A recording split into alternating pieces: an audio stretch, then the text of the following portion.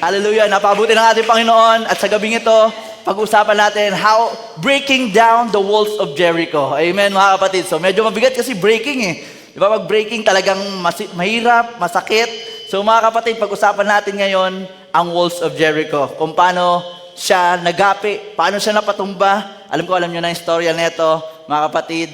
Hallelujah. Siguro, magbasa muna tayo ng scripture para tuloy-tuloy na tayo. And they returned from searching of the land after 40 days, and they went and came to Moses and to Aaron and to all the congregation of the children of Israel and to the wilderness of Paran to Kadesh, and brought back word unto them and unto all the congregation, and shewed them the fruit to the land. And they told him and said, We came unto the land whither thou sentest us, and surely it floweth with the milk and honey, and this is the fruit of it. So dala nila yung mga prutas. 28, Nevertheless the people be strong that dwell in the land, and the cities are walled and very great. And moreover, we saw the children of Anak there, the Amalekites dwell in the land of the south, and the Hittites, and the Jebusites, and the Amorites dwell in the mountains, and the Canaanites dwell in the sea, and by the coast of Jordan. 30, Caleb stilled the people before Moses and said, Let us go up at once and possess it, for we are able to overcome it. Amen. Hallelujah. So, binabati ko ang bawat isa sa pangalan ng ating Diyos na buhay, mga kapatid. Amen. At masaya ako, nagagalak na magkita-kita tayo muli. Amen. At mga kapatid, medyo, alam niyo na yun, matagal na akong di nakapag-preach, mga kapatid. So, naway pag-pray niyo ako. At, ayun, medyo may unting kaba sa puso dahil 3 pastor yung nandito, Pastor Ron, Pastor Ian, Pastor Wesley. Tapos alam ko yung iba dito, dami pang alam sa message. So parang ano kayang ipipreach ko? Wala na akong mapipreach. Pero mga kapatid, hayaan nyo ang maliit yung lingkod, makapag-share man lang kahit konti sa inyo. Amen? So ito yung, sabi dito, breaking, ang nilagay ng Panginoon sa puso ko, yung pag-break ng walls of Jericho. Na may halintulad natin to sa panahon ni Joshua, may halintulad natin to sa ating panahon. Amen. Sinabi nga dito na after 40 days, yung mga tao na nakalabas na sa Egypt ay naghanap sila ng mga lugar. Dahil pinangakuan sila ng Panginoon na bibigyan sila ng lugar kung saan nandun daw yung milk, flow it with milk and honey, na sobra-sobra, mga kapatid, ang binigay ng Panginoon. At yun ay pinanghawakan nila. Amen. So alam natin kwento, mayroong 12 spies. Ayun nga, yung 10 spies, mga kapatid, alam niyo naman, negative report. Di ba? Binigay ng Panginoon, may pangako ang Panginoon na lugar, pero negative yung report nila. Kaya nga sabi, whose report do you believe? We shall believe the report of the Lord. Kung ano sinabi ng Panginoon, dapat yung nakikita natin.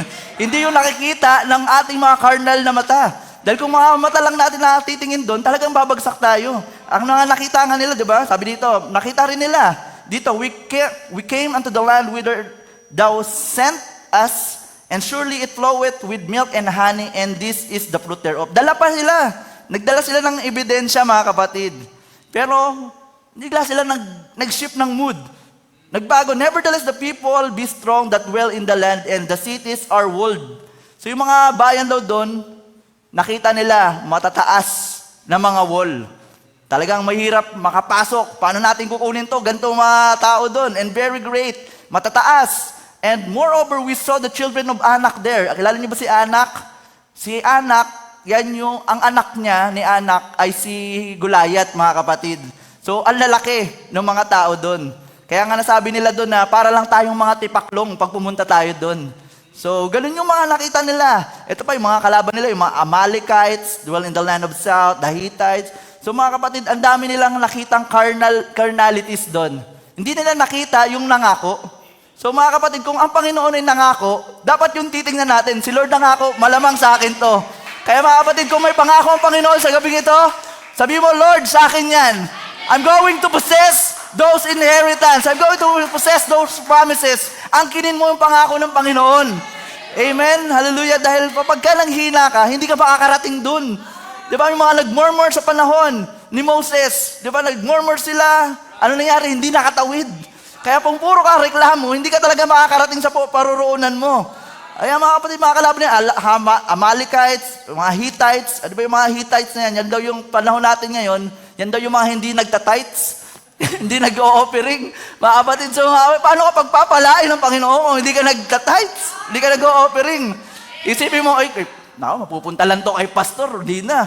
Huwag kang magagano mag-iisip, mga kapatid.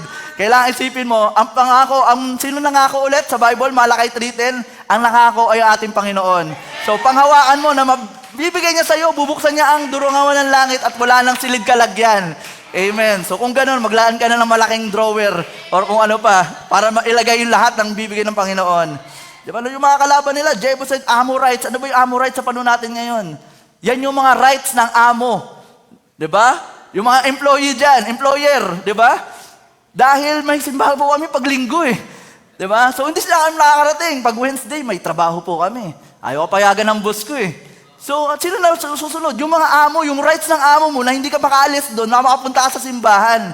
So, mga kapatid, kailangan labanan natin yung mga ganung bagay. Minsan kasi nagpipray tayo, Lord, bigyan mo ako ng trabaho, blessing, Lord Jesus, na magkaroon ako ng work, masuportahan ko yung pag-aaral ko, yung pamilya ko. Yan yung prayer natin, napakaganda. Laging nasa church, laging nananalangin, maganda yung panalangin yan, magkaroon ng trabaho, masuportahan ng pamilya, masuportahan ng church. Pero yung panalangin, minsan, yung dumarating na may trabaho, minsan tinatamaan yung linggo, pati midweek service. So minsan mga kapatid, yung kala mong blessing na trabaho, it's a curse pala.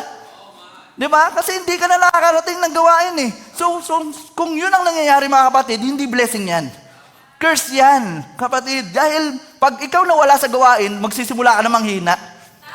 Madali ka nang makinig sa mga negative spirit na paparating sa'yo. Ito, mga nangyayari ganyan. Maghihina ka na agad. Kasi lumalayo ka na sa gawain eh. Yun na yung mga napifeed sa'yo. Pero kung lagi ka nasa simbahan, nag-i-enjoy ka, gigising ka na maaga, magbibihis ka, di ba? Na alam mo na magpapalay ka dito sa simbahan, kapatid. Amen, hallelujah. Naniniwala ako, lalong lalapit ka ulit sa Panginoon. Kaya yung mga rights ng amo nyo, tanggalin nyo yan. Hindi ko naman tinataas yung tao. Gusto ko itaas ang Panginoon sa buhay ng tao. Tulad ni Brother Paul, mga kapatid, ang trabaho nito hanggang alas 6. So, start natin dito, anong oras? 6 p.m., di ba? Pagka Wednesday. So, umalis na siya ng trabaho mo ng around 5 o'clock para lang makarating dito. Una, nagpaalam siya. Di ba? Una, paalam siya. Pangalawa, paalam. Mga pangatlo, sumunod na araw, hindi na nagpapaalam, diretso na lang. Di ba? Kapatid, he broke those wall. Yun yung wall lang nilagay ng Diablo eh. Na hindi ka makakati ng gawain, lalagyan ka na ng wall, yan, trabaho na yan ang wall mo. Pero dahil nanindigan siya sa salita ng Panginoon, kapatid, uunahin ko ang gawain kaysa sa trabaho ko. Hallelujah! At ano nangyari?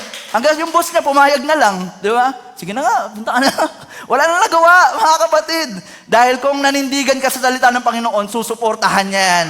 Dahil ang Panginoon may hawak ng puso ng bawat tao. Amen. Dahil kung hindi niya gagawin yun, malulugi negosyo niya. Amen. Praise the Lord. So, unting definition lang, unting pag-aaralan sa kung ano ba yung Jericho, mga kapatid. So, sa unang definition, a city 5 miles west of the Jordan and 7 miles north of the Dead Sea, at the first city conquered by the Israelites. So, ito daw pala yung unang city na na-conquer ng Israelita. Sabi dito, ang Jericho is place of fragrance. And a noted city, kilalang lugar, bansa, abounding in balsam. I think balsam is vinegar, honey, cypress, myrobalanus, roses, and other fragrance products. It was near the north shore and Dead Sea in the tribe of Benjamin, between Jerusalem and the Jordan River. So, yan ang definition. Ito pa, it's a massive stone wall surrounding the ancient Neolithic settlement in Jericho. And built about 8,000 before Christ, these walls at least 13 feet, parang 13 feet daw po ito, in height, and backed by watchtowers or redoubt, some 28 feet tall. So 28 feet, napakataas din nun mga kapatid. Kumbaga, kung ako, mga kapatid, sabihin natin 5'7", so 28 feet. Diba? Ang taas nun. Siguro, hindi ko na ako computein mga kapatid, kayo na bahala. Dahil sinabi doon, nung nakita daw nila yung wall na to, sabi nila parang abot langit daw. So, ganun kataas mga kapatid. Ito pa. The city of Jericho is unconquerable. Hindi daw kayang sakupin yung walls of Jericho. Walled city, excavation there revealed that its fortifications featured a stone wall 11 feet high and 14 feet wide, and its top was a smooth stone slope angling upward in 35 degrees for 35 feet, where it joined massive stone walls that towered even higher, and it was virtually impregnable, like unable to broke into or taken by force. So, ganyang kataas mga kapatid. Kung makikita nyo dito sa screen, ayun yung tao, tapos ganun kataas. So, paano mo sasakupin yan? Sa taas niyan, nandun pa yung mga kawal. So, susubukan mong umakyat, bago ka pa makakyat, patay ka na kaagad. So, ano ba sinabi ng message patungkol dito? Sabi dito, sige, sundan pa natin. In ancient warfare, such cities were either taken by assault or surrounded, and the people starved into submission. So, yung mga tao sumusuko na lang dahil di nila mapasok to.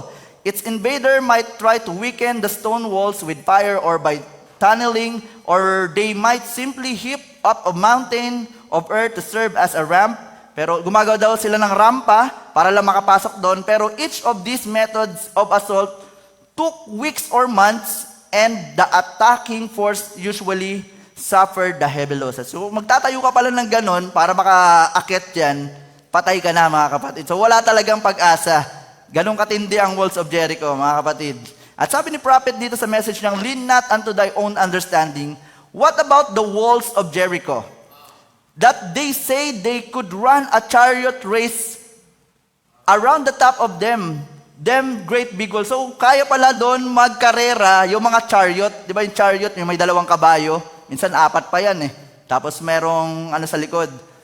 Yun na yung chariot mga kapatid.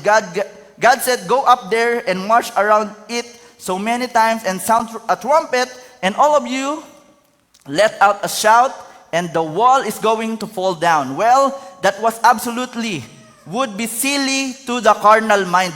Kasi ang Panginoon, inutusan sila Joshua sa kupin to, na umikot daw kayo dyan at magpatunog ng trompeta.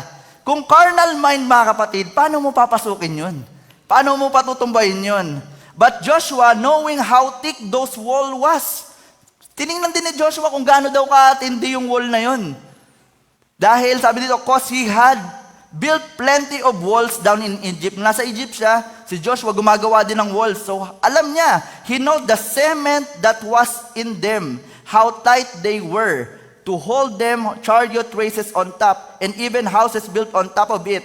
But they didn't lean to his own understanding. Yan yung maganda kay Joshua mga kapatid. Hindi niya na iniisip yung kung ano yung carnal mind niya. He believed that God said was the truth and obeyed his word, and the walls fell down leaning not to his own understanding. So mga kapatid, ito yung pinaka-picture ng ancient Jericho. Ayan, so meron dito, dun yung pinaka-ditch, revetment wall, upper wall, lower wall, rampart. So ayan mga kapatid, so kung makikita nila yan, kung nandun ka sa baba niyan, sabihin mo nandun ka sa ditch, paano mo papasukin yan? Diba? Napakahirap mga kapatid. So basahin na natin Joshua 1:6. 6:1. Sabi dito, Jericho was straightly shut up because of the children of Israel. None went up and none came in. So nalaman ng Jericho na sila'y sasakupin kasi madalas silang sinasakop. Alam na nila yung gagawin. Walang makakapasok, walang makakalabas. And the Lord said unto Joshua, see, I have given into thine hand Jericho. So sabi na yun ng Panginoon, binigay ko na ang Jericho sa iyong kamay. And the king thereof, pati ang hari, pati the mighty men of valor, yung mga sundalo doon, nasa kamay mo na. Talo na sila. And ye shall compass the city, all ye men of war, and go round about the city once. Thou shalt do 6 days. So gawin nyo daw yung pag-ikot sa wall na yon na isang beses, sa 6 na araw. And in the 7, sa pang-7 araw, 7 priests shall bear before the ark 7 trumpets of ram's horn, and 7 days ye shall compass the city 7 times, and the priests shall blow the trumpet. So, unang 6 na araw, tig-isang beses. Then sa pang-7 daw, isama na nila yung mga pare, pati yung Ark of the Covenant, at doon daw mag-blow ng trumpet. Okay, then sa 5, it shall come to pass that when they make a long blast with the ram's horn, and when they hear the sound of the trumpet, and all the people shall shout with a great shout, and the wall of the city shall fall flat, and the people shall ascend up every man straight for him. And Joshua the son of Nun called the priests, tinawag yung mga pare, and said unto them, take up the ark of covenant, let 7 priests bear 7 trumpets of the ram's horn before the ark of the Lord. And he said unto the people, pass on and compass the city, and let him that is armed pass on the ark of the Lord. So mga kapatid, ginawa to ni Joshua. Sinunod ni Joshua kung anong sinabi ng Panginoon. Amen. Sa 8, sabi dito, and it shall come to pass when Joshua had spoken unto the people that 7 priests bearing 7 trumpets of ram's horn passed on before the Lord, and blew with the trumpets, and the ark of the covenant of the Lord followed them. Sinundan sila, and the armed men went before the priests that blew with the trumpets, and the rearward came after the ark, and the priests going on and blowing with the trumpet. So mga kapatid, ito yung kung paano sila luminya. So first, yung army. Okay, army. Pangalawa, 7 priests na may dalang trumpet. Pangatlo, the priests who carried the Ark of the Covenant. Okay? And then, the people and the guard of fighting men. So, ganun yung pwesto nila kapag lumilibot sila. So, mga kapatid, ganun din tayo sa church natin. Diba first, sino ba first dito? Dapat yung mga deacon and trustee. Diba? Sila yung una dito sa simbahan para ma-check na nila yung kailangan gawin. Amen. So, pangalawa, sabi dito, yung mga priests blowing trumpet, sino yung mga yon? Yun yung mga musician natin. Diba? Mga musicians dapat maaga dito sa church. Pati rin yung mga tech natin. Although maaga naman talaga sila mga kapatid. Pero naalala ko dati, hirap din kami dyan, nalilate. Late yung musician, minsan late pa yung song leader. Paano naman yung mga tao, diba? So mga kapatid, kapag binigyan ka ng Panginoon ng ministry, dapat gawin mo ng maayos yan. Dahil bihira magkaroon ng ministry sa church, mga kapatid. Kaya kapag binigay ni Lord yan sa'yo, anumang posisyon na binigay sa'yo, pagbutihan mo. Maging maaga ka. Amen? Kaya blow mo yung trumpet. Kaya mga musicians natin, talagang God bless you. Amen? And the Ark of the Covenant, sino to? Yung ating pastor. Yan yung may dala ng Word of God. Then the people and the guard of fighting men. At sino yung mga fighting men? The congregation, mga kapatid. Kayo yung nakipaglaban, nagpipray kayo, Lord, naway hayaan mo ang pastor namin ay makapag-preach ng tama, na hindi siya mailang, hindi siya ma-distract. Diba? Yan yung mga ginagawa ng fighting men eh. And then sundan pa natin, and Joshua had commanded the people, saying, ye shall not shout, wag daw munang sisigaw, nor make any noise with your voice. Kaya nga pagdating dito, nagpipray muna tayo mga kapatid. Neither shall any word proceed out of your mouth until the day I bid you shout. Then shall ye shout. Kung kailan lang sasabihin daw na mag-shout, saka lang mag-shout. 11, so the ark of the Lord compassed the city, going about it once, and they came to the camp and lodged in their camp. 12, and Joshua rose early in the morning. So sa 7th day daw mga kapatid, si Joshua nagising daw, rose early in the morning. So pag 7th day ba mga kapatid, maaga ba tayong gumigising? Yan yung araw ng linggo mga kapatid. It's the day of resurrection. So kung si Joshua maaga gumising pag linggo, ganun din tayo dapat mga kapatid. Amen. Kasi, di ba, paano mo masasabi na mahal mo ang Panginoon? Pag pagiging maaga pa lang sa church, malalaman mo na mahal niya ang Panginoon. Di ba? So sana wala masasaktan sa mga nalilate. So pasensya na po, pero ito talaga ang tama. Paano mo sasabihin sa akin na mahal mo ang Panginoon? Sa church nga, lagi kang late. Diba? Sasabihin mo sa akin, ang dami mong alam sa message, ang dami mong alam sa Bible, pero yung tamang oras ng gawain, hindi mo kayang mapuntahan. Diba? Ang praise and worship, napaka-importante nito mga kapatid. Because that's the time we can we can bless the Lord sa pamagitan ng ating mga awitin. 'Di ba? Kasi yung pagdating ng preaching, tayo ay nakaupo kumakain. 'Di ba? Pero yung pag praise and worship, doon tayo nagsiserve sa Panginoon. So ganun ka-importante ang praise and worship. Amen. And Joshua rose early in the morning, and the priest took up the ark of the Lord, and 7 priests bearing 7 trumpets of ram's horns before the ark of the Lord went on continually and blow the trumpets, and the armed men went before them, but the reward came after the Lord, the priest going on and blowing with the trumpet. So tuloy-tuloy sila mga kapatid. Ginagawa nila araw-araw, first day ikot. Yung mga tao doon, anong isipin nun? Ba't kaya ganun? Ikutin natin to. Di ba? Paano natin masisira yung wall na to? Sa pag-ikot lang, kung tayo nandun, di ba? Ako inisip ko, kung ako nandun, tapos sinabi ni Joshua, na iikot tayo, parang anong gagawin ko dito? Iikot lang, mas maaan yan. Di man lang ba natin pupukpukin yan o kung anong gagawin para masira? Pero sila, they have faith. They have faith in the Lord. And they have patience as well. Meron silang pagtitiis, mga kapatid, na umikot. Isipin nyo, ang init nun, umikot sila. Tapos di ka pa nagsasalita. Hindi ka pwede magreklamo. Bawal daw magsalita, sabi ni Joshua eh. Wala daw kahit anong mag-proceed sa bibig mo na lalabas sa kahit anong salita. Ibig sabihin, wala magre-reklamo. Lakad lang tayo sa Panginoon pag paglilingkod natin dito sa church, di ba? May narinig ba kayo nagreklamo, mga kapatid? Wala magre-reklamo. Kung mayroong nakita kayong problem dito sa church, kung walang makagawa, ikaw na yung gumawa. Amen? So, ganun din, mga kapatid, tayo, ganun ang gawin natin. Amen? So, dito na, sa verse 14, and the second day, they compassed the city once, so, second days, and returned into the camp. So they did 6 days. Naka 6 days na sila. And it came to pass on the 7th day, sa 7 araw, that they rose early about the dawning of the day, and compassed the city after the same manner 7 times. Only on that day, they compassed the city 7 times. So sa ikapitong araw, 7 beses sila umikot. So ilang beses umikot, mga kapatid? 13 beses silang umikot, mga kapatid. Tig-isang beses sa 6 na araw. Then sa 7th day, 7 beses.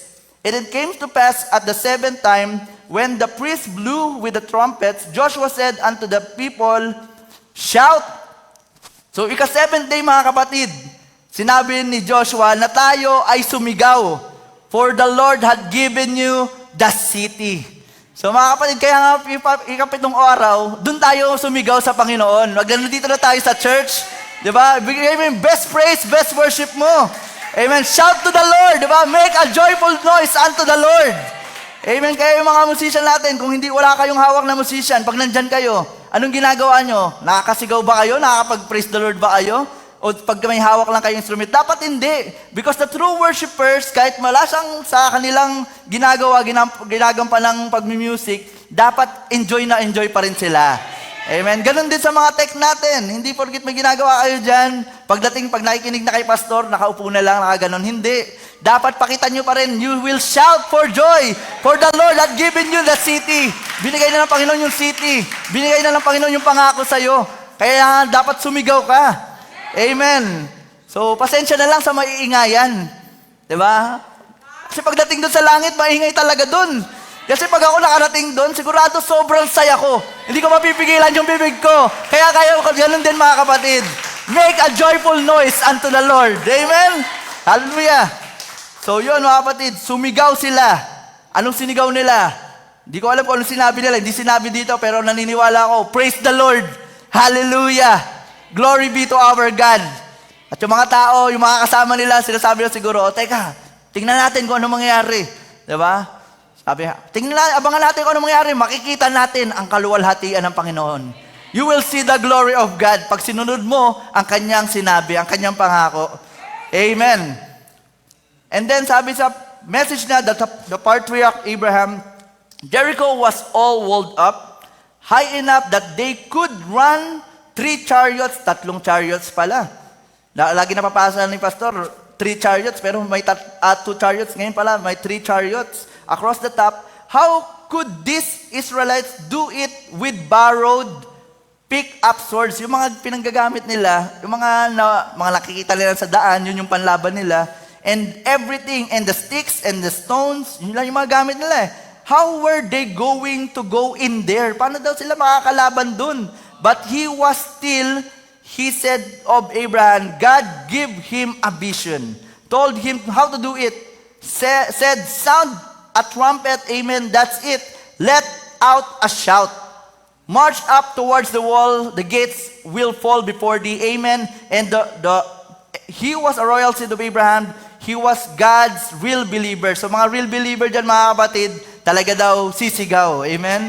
The gates will drop down before you. Just let a shout and a sound of trumpet, that's you all have to do. And what happened? The gates fell down and Joshua took the city. So mga kapatid, isigaw mo lang doon sa Panginoon.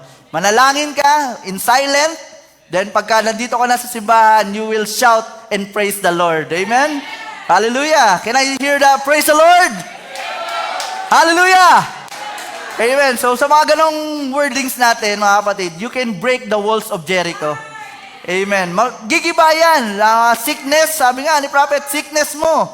Diba? Kayang mawala yan in Jesus' name. Sigaw mo ang pangalan ng Panginoon. It will go down. It will fall down. Amen. Ang mga problema mo sa buhay, mga bundok na problema, sumigaw ka lang sa pangalan ng Panginoon. Hallelujah. And it fell down. Hallelujah.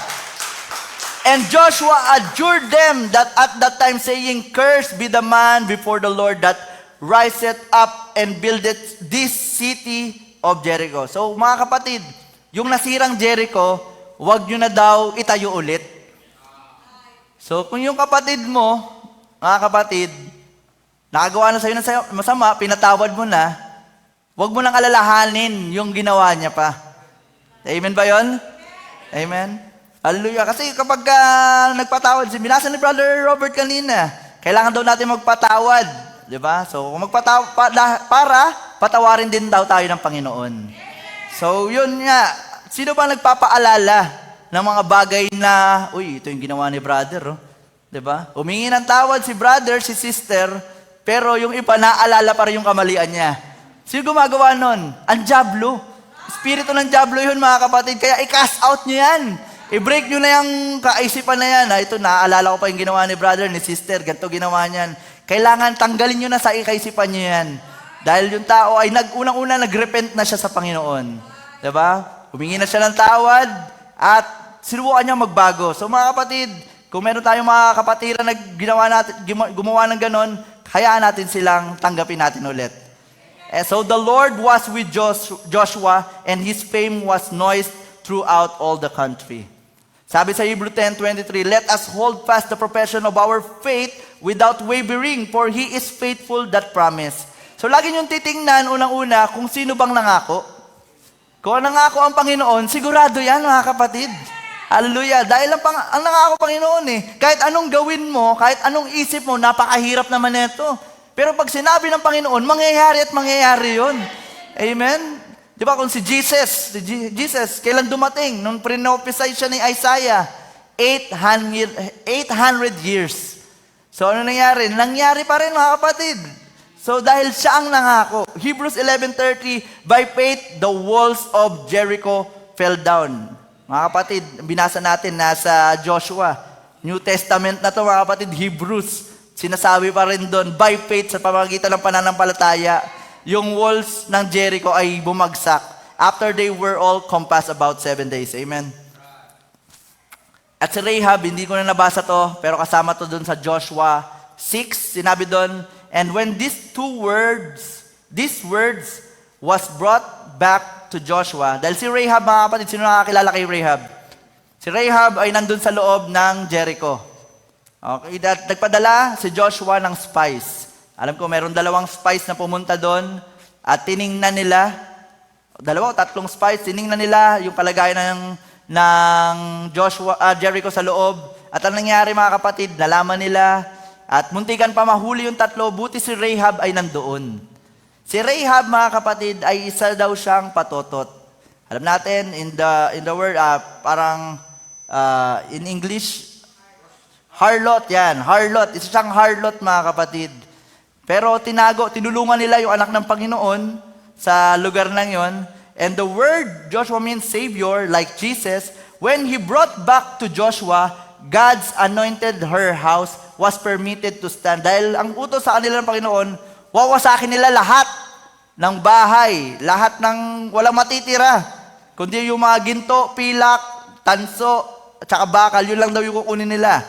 Pero lahat ng bahay, lahat ng tao, sinabi doon, bata man o matanda, talagang papatayin. Di ba, isipin nyo yun, ganun yung kalagayan nila Joshua. Kakababa lang, kabibigay lang ni Lord kay Moses ng tablet, di ba? Ano sa Ten Commandments? Thou shall not kill. Di ba? Thou shall not kill, tapos papatayin namin lahat to. Parang kakaiba, di ba? Kaya hindi natin maiisip, hindi natin maaaro kung anong gustong iparating ng Panginoon. Pero yun yung covenant sa kanila, kay Joshua, na pagkukunin ng bayan. Her house was permitted to stand. And when the people marched 13 times, ayan mga kapatid, 13 times. Actually, ngayon ko lang nalaman na 13 times pala. Nung binasa ko ulit yung Joshua. Akala ko 7 times lang, pero 13 times mga kapatid. Salamat sa propeta, around the walls of Jericho, and sounded the trumpet, every place on that wall fell, but her house, hindi lang, yung bahay lang ni Rahab yung natira. Because she believed before she seen anything. Diba? Naniwala sila na masasakop nila Joshua. Napaka-imposible yun, pero naniwala siya. She accepted it. She said, they are servants of the Most High God, and I will receive it upon the basis of hearing it. I believe it by faith faith cometh by hearing, and she heard it. So mga kapatid, by faith talaga. By hearing of the word of the Lord, nandun yung faith. Kaya nga tayo nandito lahat eh. Diba? Bakit ka pa nandito kung hindi ka naniwala sa Panginoon? Ang sarap-sarap sa bahay, humiga, matulog, magpahinga. Pero ba't tayo nandito? Because we have faith na tama yung naririnig natin. Amen. Tama yung pinupuntahan natin. Ang Diyos natin buhay. Amen. Ang Panginoon hindi natin nakita pero naniniwala tayo because of our faith. Amen. Sabi pa niya dito, she believed it. Sa Why Christ Speak, yun pa rin. Sunod natin, she believed it, she accepted it, and notice, they said, bind this scarlet string that you let us down with, bind it in the window. So maglagay daw siya ng pulang, ang tawag doon, scarlet string, or basta parang panyo siguro yon na ilalagay niya sa window, para pag nakita daw nila yon, nila Joshua, Israelites, hindi daw aatakihin yung bahay na yon. So sabi ni prophet, that red spoke of the blood of Jesus. Blood of Jesus pala, nangyari na rin yan, di ba? Sa Egypt. Ano ba nangyari sa Egypt? Sinabihan ni Moses yung mga tao, mga Israelites sa Egypt, ang death angel ay dadating. Dahil lahat ng firstborn, lahat ng panganay ay mamamatay. So kailangan nyo maglagay ng dugo sa inyong mga bintana, sa inyong mga pintuan. And when I see that blood, I will pass over you. Amen. Hallelujah. Hallelujah. Kaya sabi dito, the red scarlet string represent the blood of Jesus, the atonement. Amen. So, ganun din pala nangyari ulit, mga kapatid. Na nung dumating sila Joshua, mga sundalo niya nakita, ay, wag to, hindi pwede galawin to. Andito ang anak ng Panginoon, kasamahan natin to. Amen. Kaya kung kasamahan natin yan, hindi natin pwedeng galawin yan. And every place in that wall fell, but Rahab's house, hindi. And sit on top of the wall, God honored her. And she saw as great a miracle performed. There was drying up the Red Sea, for the hand of Jehovah was over that little place to protect it. And she had accepted it, God's anointed. God's servants went over there, anointed, and she believed it. Before she seen the miracles, she believed it anyhow and accepted. So mga kapatid, parang rapture lang. Yung rapture, wala pa tayo nakikita. Actual, di ba? Pero, you believe it, mga kapatid? Do you accept it? Amen. Kailangan i-accept natin yun. Dahil pag in-accept mo yun, mangyayari yun. Ganito mangyayari. Kahit si Rahab, hindi niya pa nakita yung mga miracles, pero naniwala na siya at in-accept niya yun. Kaya tayo rin, mga kapatid, ganun din tayo. Let's accept the word of the Lord. Hindi mo man ma-explain, pero si Lord ang bahala. Amen. Just trust in the Lord with all your hearts. Amen. And lead not unto our own understanding. Kaya si Rahab naligtas. Ano na lang kaya kung si Rahab hindi nabuhay nung araw na yon? Diba? Hindi lalabas si David. Diba? Hindi rin lalabas si Jesus. Kasi si Rahab, lineage niya, doon galing ang seed of David eh. Pati si Jesus, dyan din galing. Sa lineage ni Rahab eh. Di ba? Isipin niyo si Jesus, galing sa lineage ng isang patotot. Di ba? Hindi tinitingnan ng Panginoon yan. Tinitingnan yung power, yung kadakilaan. Amen. Kahit saan ka pa lang galing, mga kapatid. Ano man nagawa mo sa buhay mo, mga kapatid, when you accept Christ and you have the seed of God, amen, ikaw ay ligtas. You have the salvation. Amen. So, isip ako ng isip, mga kapatid, kung ano yung ipipreach ko. Talagang nahirapan ako. Dahil yun nga, Walls of Jericho. Tapos ay ko, ano kayang message pa? And kaninang umaga, nagpray ako, sabi ko, Walls of Jericho, kailangan ma-fall. So, paano? Naalala ko yung preaching ni Prophet, possessing the enemy's gates. So, we need to, how do you will break down the walls of Jericho? We need to possess the enemy's gates. Amen? So, ito, mga kapatid, halos magbabasa na lang ako, mga kapatid, dahil wala naman ako sariling message. I don't have my own message. I don't have my own interpretation. Umaasa lamang ako sa Bible and to the message. Amen. Kaya mga kapatid, samahan niyo ako mag-enjoy sa message na possessing the enemy's gates. That's the way it brought to all the seed of God. It's got to be your mouth. God wants to hear from you. So, yun yung actually ang tinutukoy dito si Rebecca, kung paano niya in-accept si Isaac na hindi niya pa nakikita. Kwinento lang siya ni Eliezer, pero in-accept niya na. Papakasalan niya na kahit hindi niya pa nakikita. Ang hirap nun, di ba? Ngayon, di ba, pag sinabi, pakasalan mo si Brad. Di ba? Ganto, ganyan. Parang hindi ka agad maniniwala eh. Di ba? Gusto mo makita agad, pero si Rebecca, mga kapatid, it's come from her mouth that God, yun daw yung gusto ng Panginoon. Ganun din nilinya ko siya kay Rahab. Pareha sila na hindi nila nakita. Sinabi lang sa kanila at pareha sila naniwala. It's got to be your mouth. God wants to hear from you. So 14 sabi, so when she was put to the test, she never hesitated a minute. Amen. She said, I will go. Go agad. Ganun tayo, mga kapatid. Di ba? May gawain. Go ako dyan. Diba? Maglilinis tayo ng church. Amen. Go tayo dyan. Di ba? May mga joint fellowship. Amen, go tayo dyan. Sabi ko, I like that, sabi ni Prophet. Ayaw nyo yung ganito. Let me make up my mind. Teka lang, pag-isipan ko muna. Let me study it over. Di ba? Minsan yung mga excuse sa gawain, ginagamit pa yung salita ng Panginoon, Lord willing. Di ba?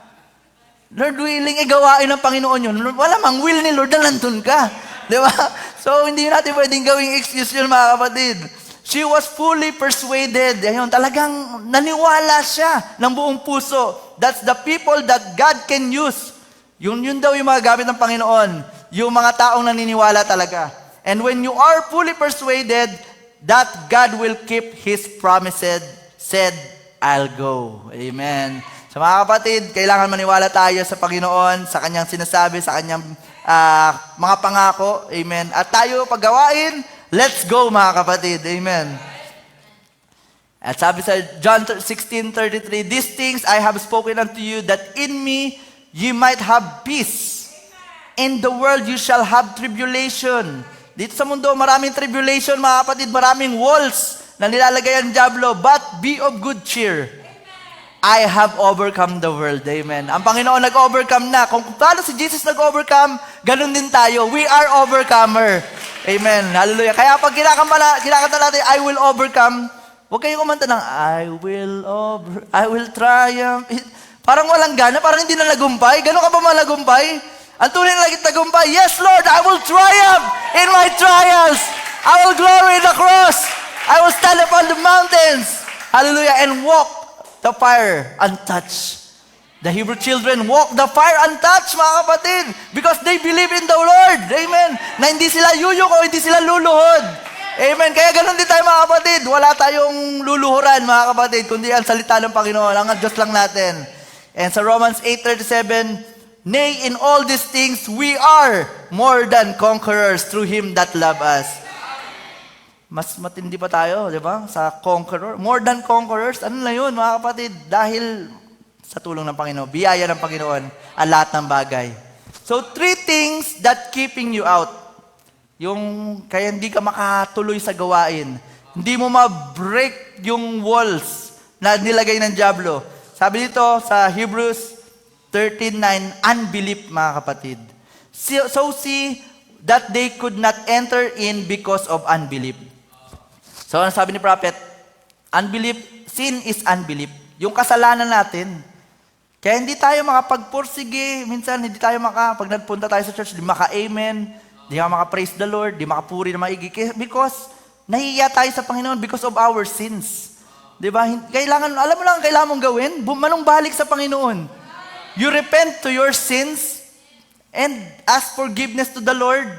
And I believe, mga kapatid, ang Panginoon ay maluwag na tanggapin tayo muli.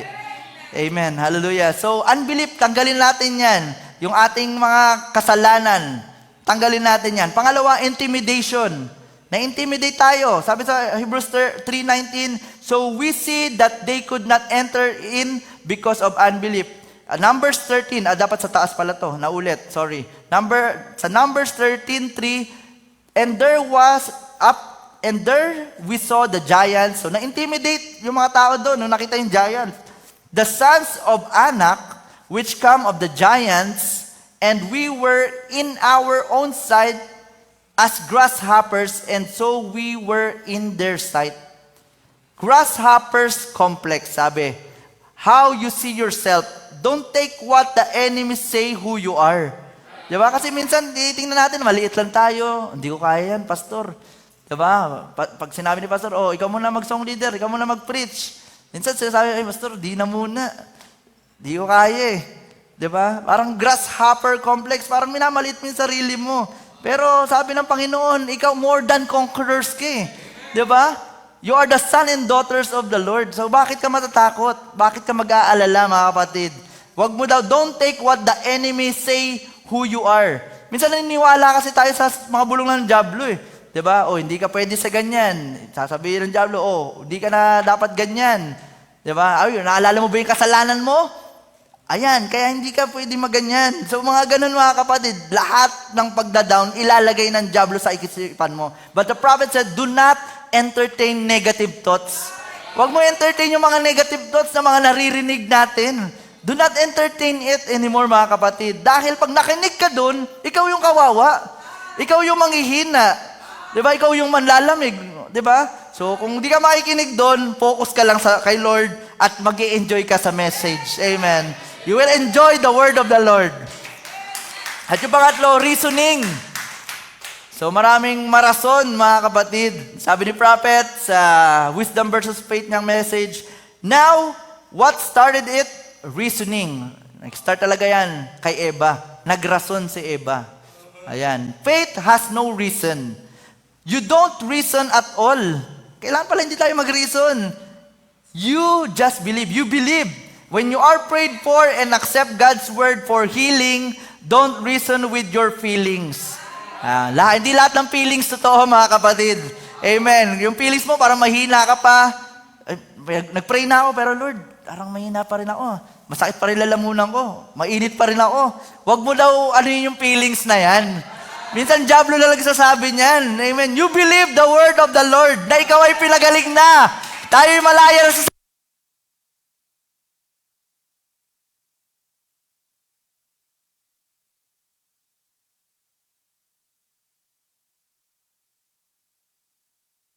mga bagay na yun.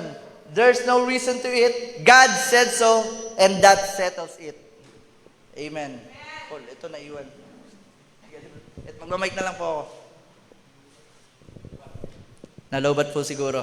And though there's no reasoning to it, God said so. Pag sinabi ng Panginoon, that settles it. Sabi, no matter what science says, na ang tigas ng batong yon, yung wall of Jericho, mabigat, matigas, malapad, ang hirap nun, sakupin, ang hirap patumbayin nun, tapos iikot lang tayo doon ng ilang beses.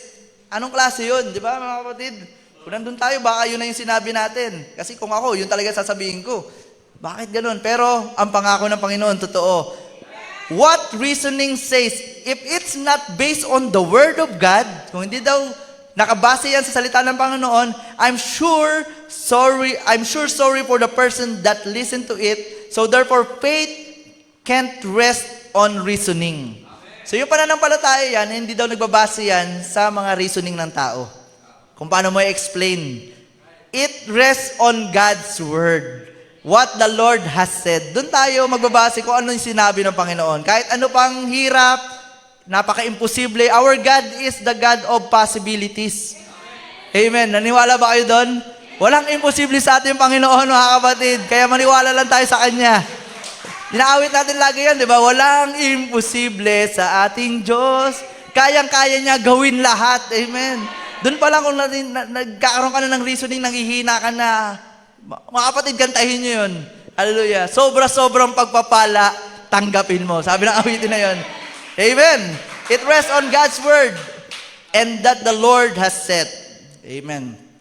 Isaiah, sabi dito, for my thoughts are not your thoughts, neither are your ways my ways, saith the Lord. Ito, naalala ko na, na-share ko na rin to dati, mga kapatid. Talagang nung naalala ko yun, napakaganda ng ginawa ng Panginoon sa buhay ng mga Kristiyano noon. At ganoon din sa atin ngayon. Amen. Huwag mo lang isipin kung paano, di ba? Yung iba, si Elijah, yung pinuntahan ni Elijah, yung babae na mamamatay na isang saing na lang, di ba? Isang lutuan na lang. Hindi na siya nag-isip eh. Binigay niya na kaagad eh. Kasi ganoon din naman, mamamatay na siya eh. Ba't hindi niya subukan, di ba? Ipinadala ng Panginoon. At doon daw, mula nung ginawa niya, pinakain niya ang lingkod ng Diyos, amen, kuha siya ng kuha, hindi na naubos. Amen. Sobra-sobrang pagpapala. For as the heavens are higher than the earth, so are my ways, Jesus' ways, higher than your ways, and my thoughts than your thoughts. So, hindi talaga natin maiisip, mga kapatid. We cannot explain God. Napakahirap explain nun. Tulad ng sinabi ko, kakabigay lang ng 10 commandments na huwag pumatay kasama doon. Tapos pinapapatay nila kila Joshua ngayon yung mga tao doon. 'Di ba? Kung paano na pa-stop ni Joshua yung sun. 'Di ba? Yung moon. O ano yung huminto doon, yung earth ba ang huminto, 'di ba? Ang dami explanation.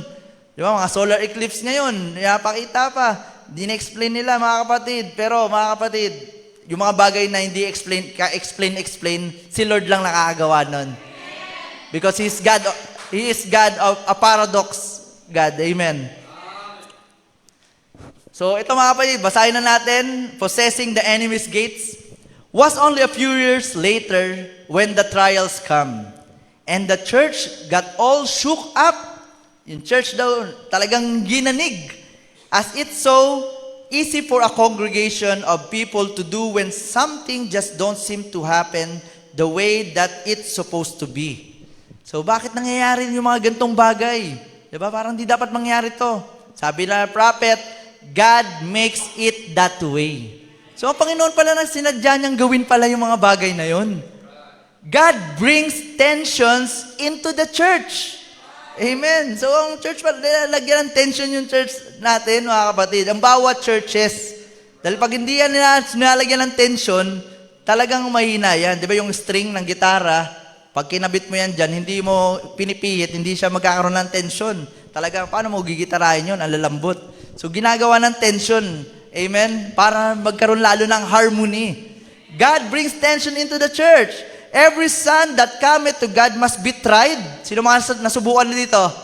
Amen? Hallelujah. We are tried and proven and tested. So, salamat sa Panginoon dahil sinusubok niya tayo.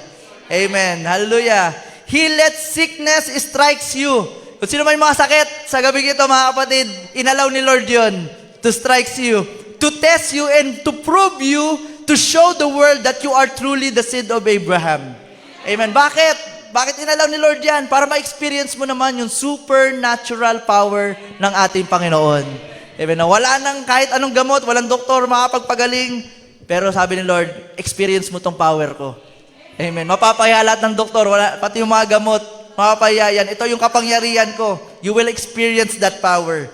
Amen. Kaya mapalad ka. Tayo, pag nagkasakit tayo, na-experience natin yung kapangyarihan ng Panginoon.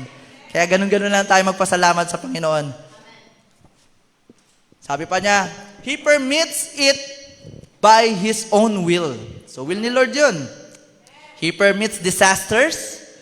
So, kanina, may mga testimony, nabangga yung tricycle.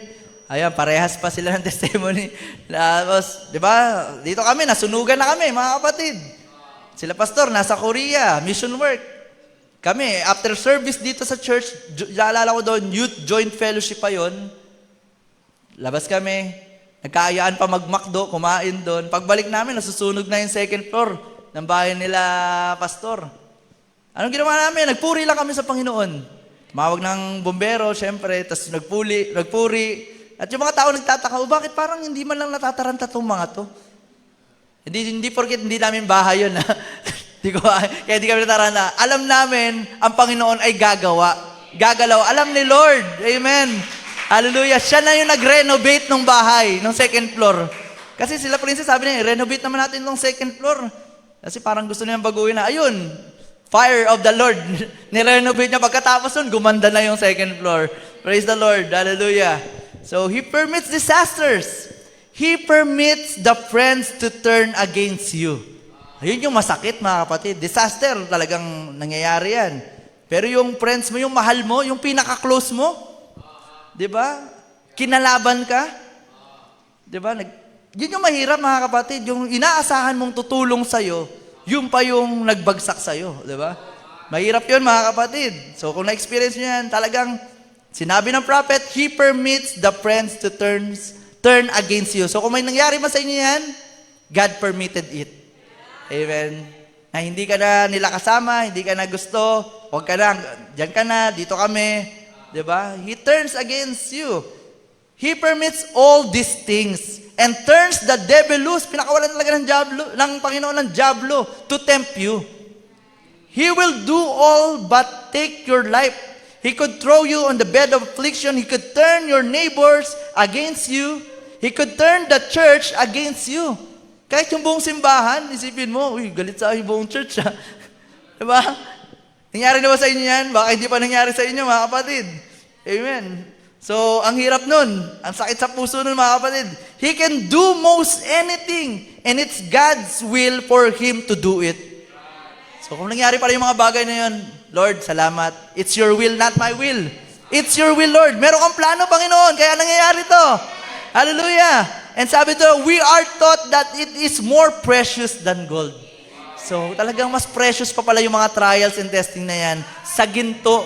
Amen. So, meron na tayong ginto kung meron tayong mga trials and testing. Amen. For though we walk in the flesh, we do not war after the flesh.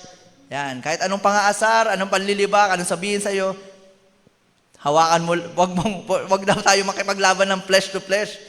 For the weapons of our warfare are not carnal, but mighty through God to the pulling down of strongholds. And also sabi sa Ephesians 6:12, for we wrestle not against flesh and blood, but against principalities, against the rulers of darkness of this world, against spiritual wickedness in high places. So kailangan nalalaman natin kung ano yung galaw ng diablo. Basahin nyo kung ano yung galaw ng diablo. Kunwari, nagkakagulo kayo. Kunwari, kami ni Paul, hindi kami pagkakaunawaan. Mukhang may ginagawang diablo. Mas mag-zoom out ka. Tingnan mo kung ano yung ginagawang panggugulo ng diablo na yun. Ito yung ginagawa niya. So, dapat hindi tayo mag-away. Ito ang gawin natin. Ginugulo lang tayo ng diablo. Ginugulo lang tayo ng diablo, mga kapatid. Pinag-aaway niya yung mga kapwa-believer. Pero sa totoo, dapat din naman natin ginagawa yun eh. Diba? Carnal mind, minsan, kaya tayo napupol sa mga ganong bagay. Pero kung idadaan mo sa spiritual, ano sinabi sa spiritual, mga kapatid? Forgiving one another. Forbearing one another. Diba? Loving one another. Diba? Yun yung spiritual. Dapat makita natin yung bagay na yun, hindi yung mga carnalities. Amen. And then, balik tayo sa message, the possessing the enemy's gates. What about Abraham with Isaac?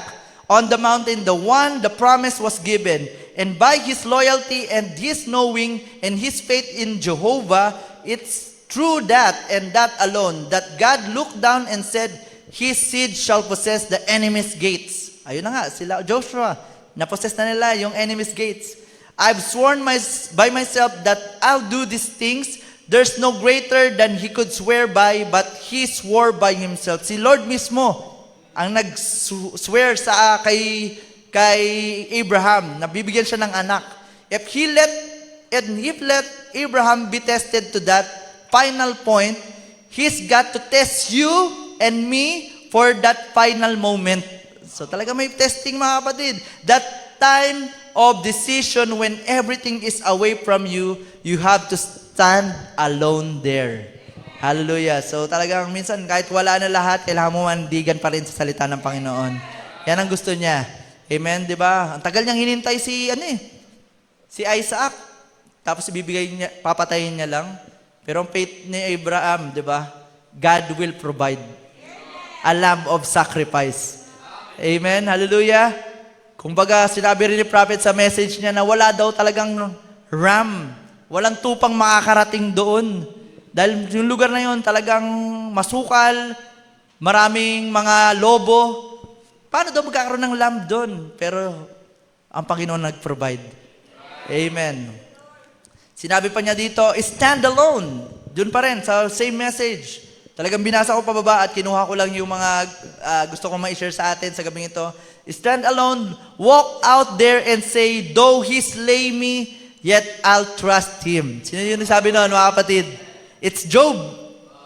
Sabi niya, Lord, kahit ganito na ginagawa mo sa akin, magpapatuloy pa rin ako. Diba? Yun, ganun mga kapatid ang paninindigan. Amen. Tayo, hindi pa naman tayo dito sinasaktan. Diba? Hindi tayo nagagawa ng bagay-bagay na masakit. Laban, mag-stand tayo sa word of the Lord. That seed of Abraham, that's the one thing gives the promise. No matter what the rest of them says, kahit ano man sabihin nila, the rest of them do, for me and my house, we will serve the Lord. Amen? Ano man sabihin nila sa akin, maging isip pa nila, panatiko ako, di ba? Tawagin ba nila kung ano, wala akong pakialam. As for me and my house, we will serve the Lord. Because the Lord that we serve is true and faithful. Amen. Kaya mga kapatid, yun dapat ang panghawakan natin. Sarili natin. And the rest of them says, there's nothing to the experience. It's a bunch of excitement for me and my house we will serve God. Amen. And I like to take up with Paul right here and say, in the way that's called heresy, so worship I the God of our fathers. Though they be tattlers, come in the church. Ayan, tattlers. Ano ba yung mga tattlers? Ayan yung mga madadaldal. Though they be twisters, ano ba yung mga twisters? Yung may tamang kwento, natitwist, okay? And though they be all kinds of false prophets, and everything come into the church, amongst the people, and in the neighborhood and everything, but for me and my house, we will serve the Lord pa rin, mga kapatid. Kahit ano marinig natin, mga kapatid.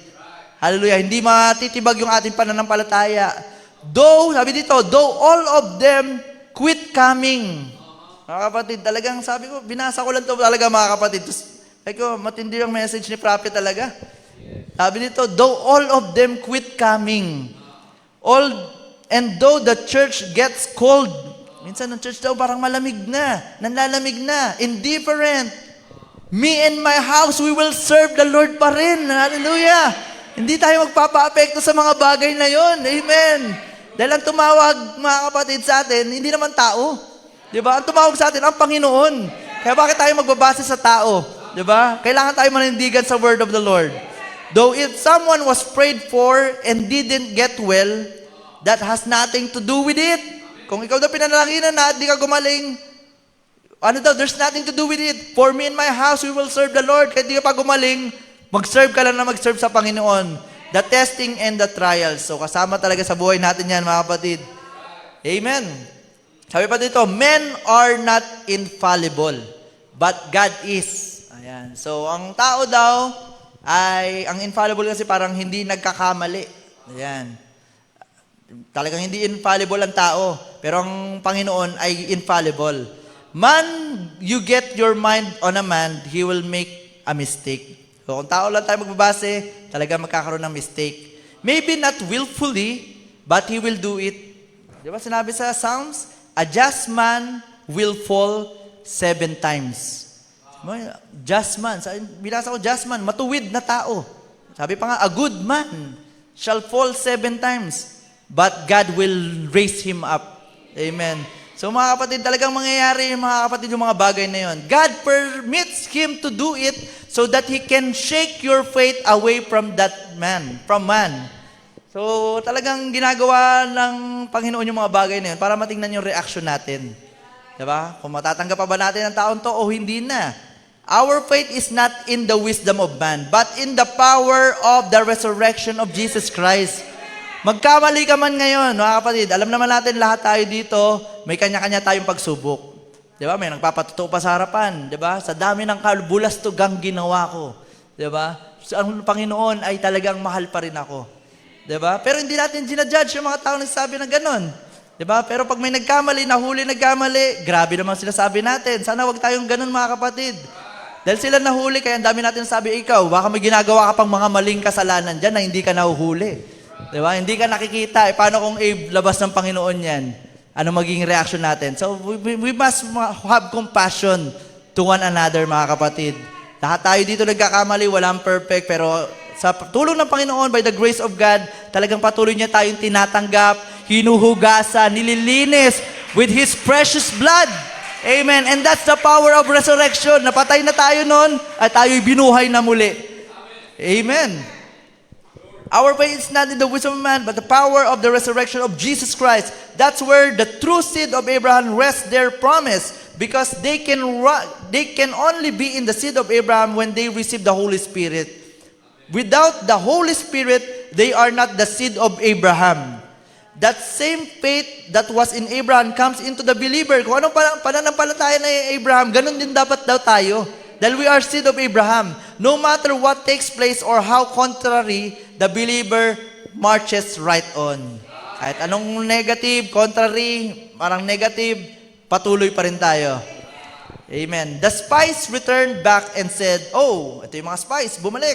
Oh, it's foolishness to try. Nasakupin pa daw nila yung wall, ang Jericho, mapatumba. There's no need of going any further because them people is such giants over there. Mga carnal mind, mga kapatid. Puro negative ang dala.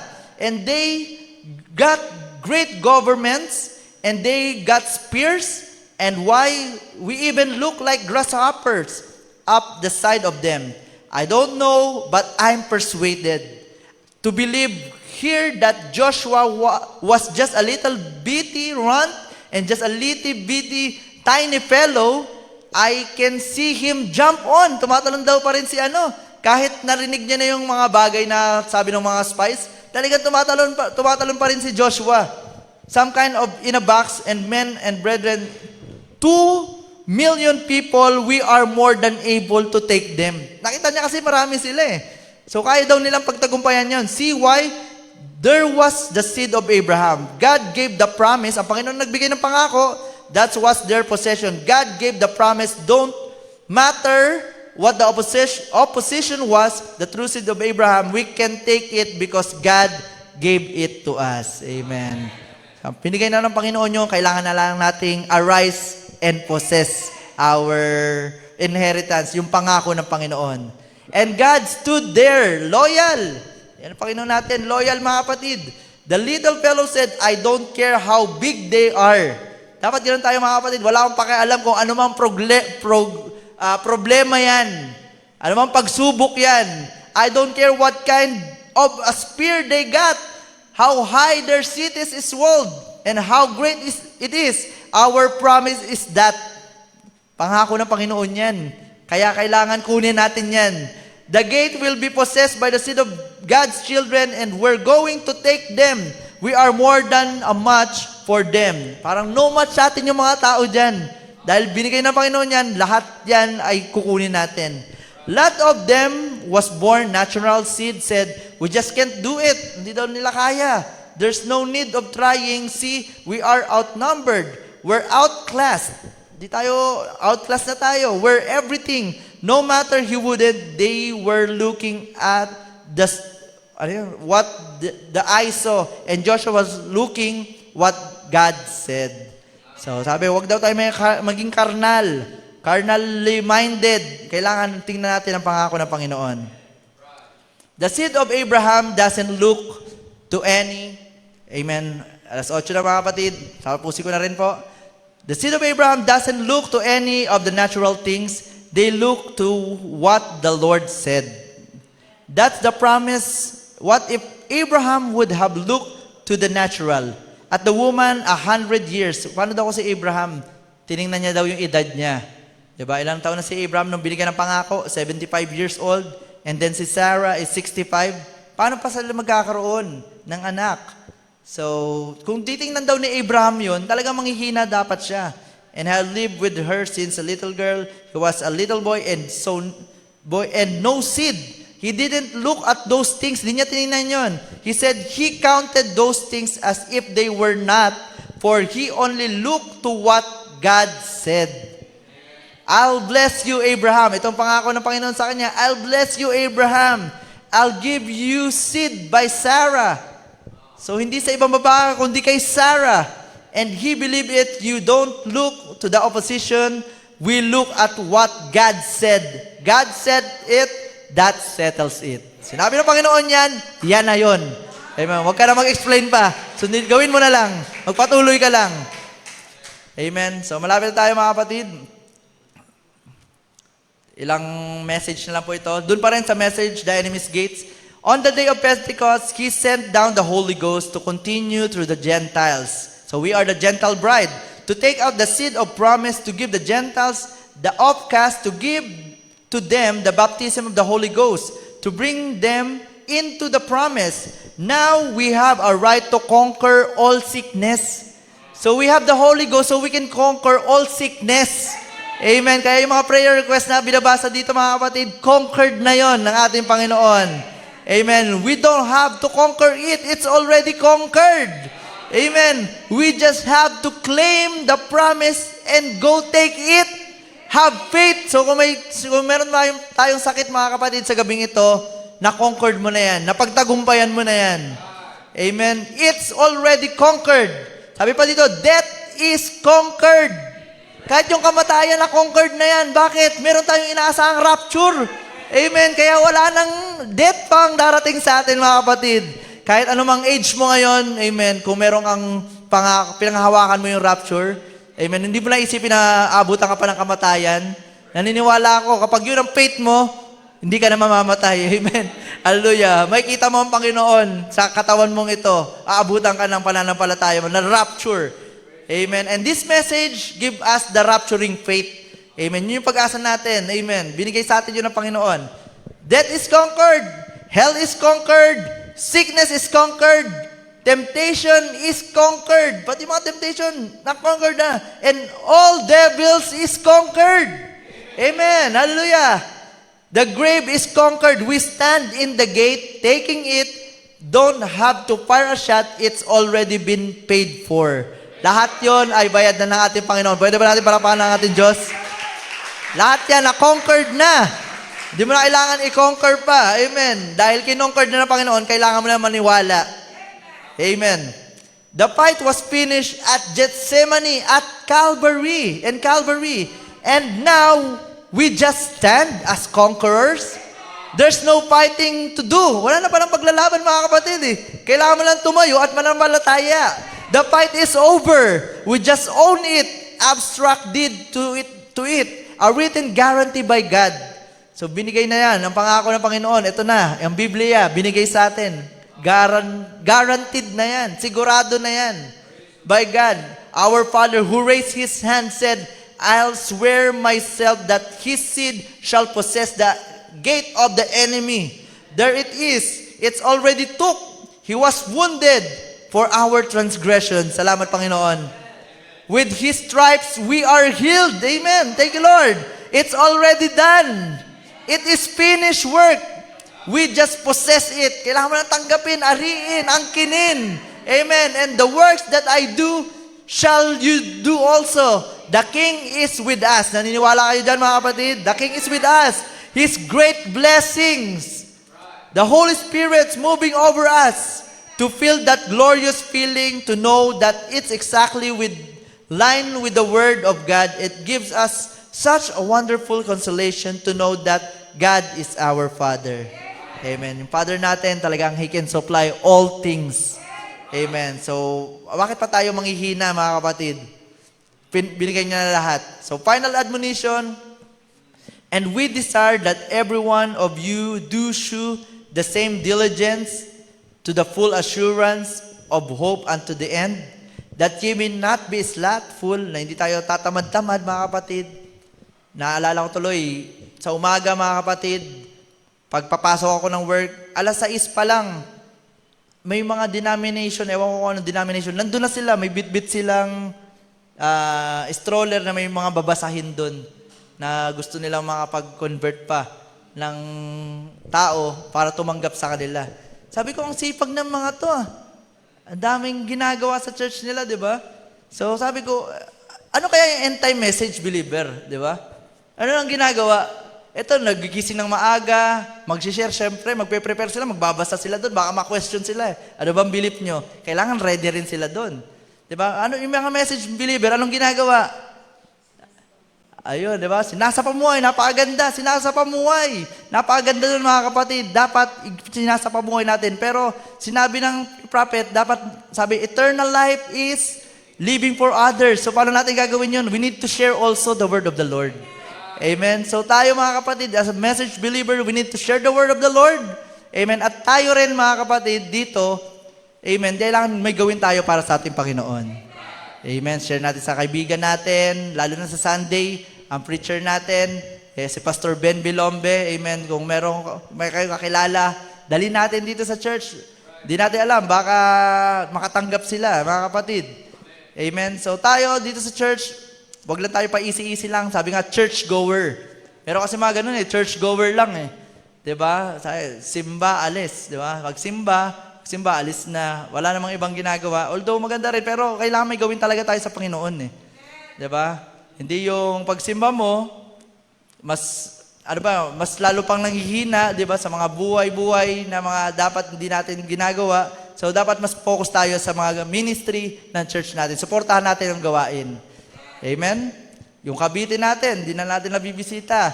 So, kailangan mapuntahan sa linggo, mapupuntahan natin, pastors. At anniversary rin po pala doon, yung outreach natin sa Cavite. So, kung may time tayo, mga kapatid, suportahan natin yung gawain na yon. So, be not slothful, but followers of them who through faith and patience inherit the promises.